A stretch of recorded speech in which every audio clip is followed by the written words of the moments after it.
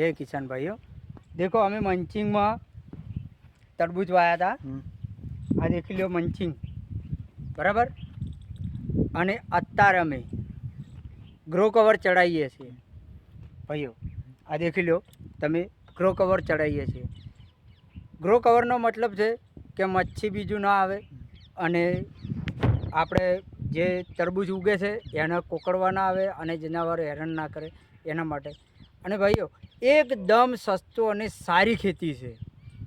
આ ખેતરમાં અમારે 70,000નો ખર્ચો થતો હતો બટાકા વચ્ચે, અને આ વખતે અમે તરબૂચ વાયા છે તો ખાલી 40,000 રૂપિયા ખર્ચો થયો છે।